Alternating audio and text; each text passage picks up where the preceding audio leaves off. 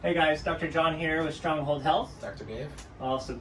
And what we are going to do here today in this video is just talk a little bit how you as a parent or a guardian can look at your children. I know you guys observe them pretty clearly through the day, but we want to give you a little bit of the tools needed to see and observe your kids to see if they might have potential scoliosis. Yeah, so these are going to be the top 7 things that you need to be looking for, keep an eye out for with your children.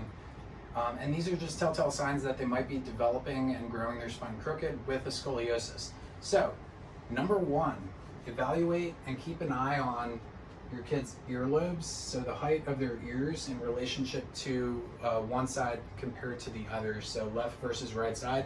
If you're noticing a continual head tilt, where one side is pulling a little bit lower, that would be an indicator that the top bone in the neck might have a misalignment, and it's something that should be checked, clinically checked.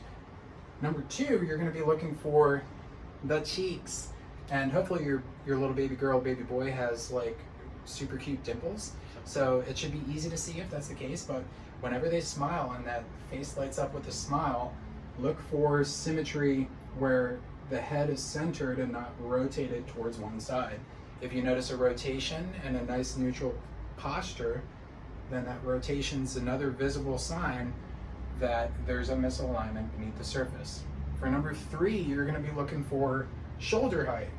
So with the shoulders, and these are all things that, again, we're going to be checking typically from a doctor's vantage point, but as a parent, you don't have to be a doctor to see these things. Very easy to see a shoulder height imbalance. Now, not always is a shoulder height imbalance going to be a scoliosis, but it's a big sign that there could be a curvature beneath the surface.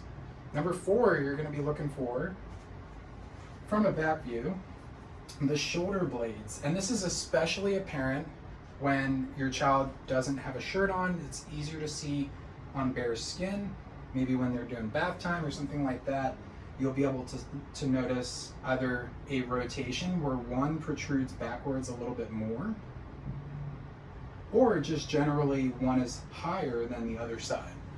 This one is one of the number 1 signs that there's going to be a scoliosis curvature, because it's one of the prime areas where a side curve in the spine will develop and all the ribs attached to that area.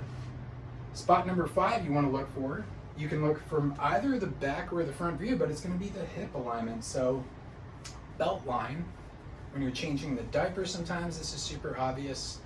Very, very obvious below the age of 2 when baby is spending belly time, to be able to see the bony dimples right on the back there. You're looking for the same symmetry from side to side. You don't want one side being drastically, noticeably higher than the other side. Number 6 is actually going to be knees.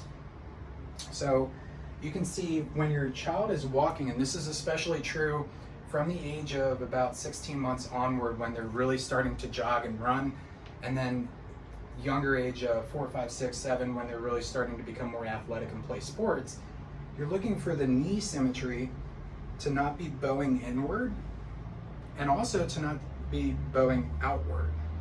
So you're looking for generally a straight knee alignment going all the way down. It's indicative of very healthy alignment in the hips. And then the last area, number 7, sign that your child might be developing lateral curve or scoliosis, is actually the feet. Can we see the feet in the video? Yep.